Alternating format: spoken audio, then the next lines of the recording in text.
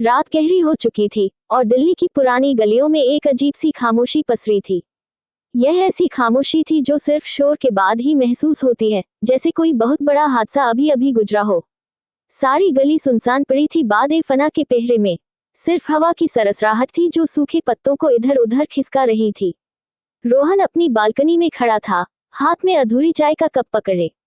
उसकी आंखें खाली थीं, जैसे उनमें कोई सपना बचा ही ना हो।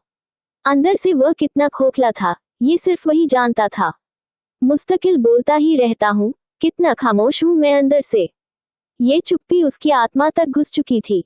उसे याद नहीं था कि आखिरी बार उसने दिल से कब हंसा था।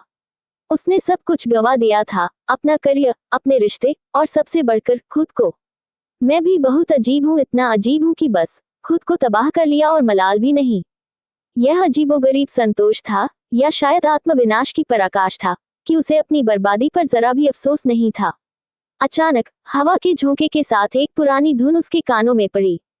यह एक गाना था जो रीना को बहुत पसंद था। रीना, जिसकी यादें अब उसकी रातों का हिस्सा बन चुकी थी। तू भी चुप है, मैं भी चुप हूँ, ये कैसी तन्हाई है, तेरे साथ तेरी याद आई, क्या तू सचमुच आई है?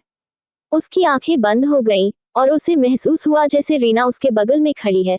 उसकी सांसों की गर्माहट उसे महसूस हो रही है। क्या ये सिर्फ उसकी कल्पना थी, या रीना की यादें इतनी प्रबल हो चुकी थीं कि वे एक वास्तविकता का रूप ले चुकी थी? रीना, जो कुछ महीने पहले ही उसकी जिंदगी से अचानक चली गई थी। उनके रिश्ते में एक अजीब सी तीव्रता थी, एक जुनून जो उन्हें एक दूसरे के बेहद करीब ले आया था। लेकिन शायद वही जुनून उन्हें दूर भी ले गया। बहुत नजदीक आती जा रही हो, बिछड़ने का इरादा कर लिया क्या? उसने सोचा था कि रीना की नजदीकी एक संकेत था उनके हमेशा साथ रहने का, लेकिन शायद वह बिछड़ने की अंतिम तैयारी थी। रात और गहरी होती गई। रोहन को नींद नहीं आ रही थी। उसे लगा कि उसकी नींद भी रीना के साथ ही चली गई है। बिन तुम्हारे कभी नहीं आई, क्या मेरी नींद भी तुम्हारी है? यह अकेलापन उसे खाए जा रहा था, और वह जानता था कि इस अकेलेपन से बाहर निकलना आसान नहीं होगा। सुबह की पहली किरणें फूटी और गलियों में फिर से जिंदगी की आहट सुनाई देने लगी। लोग अपने काम पर निकल रहे थे, गाड़ियां चलने लगी थीं।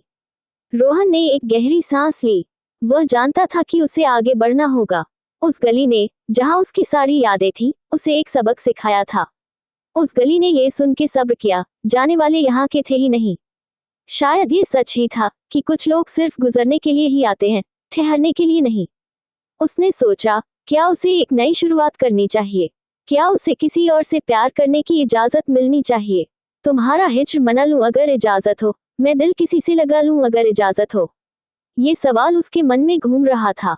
उसे नहीं पता था कि जवाब क्या था, लेकिन उसे पता था कि उसे जीना होगा। उसने बालकनी से नीचे देखा। लोग अपने जीवन में व्यस्त थे, खुश थे, शायद दुखी भी, लेकिन वे जी रहे थे। उसने सोचा, कितने ऐश से रहते होंगे, कितने इतराते होंगे, जाने कैसे लोग वो होंगे जो उसको भाते होंगे। वे लोग जो खुश थे, जो प्यार में थे, जो जिंदगी को पूरे दिल से जी रहे थे।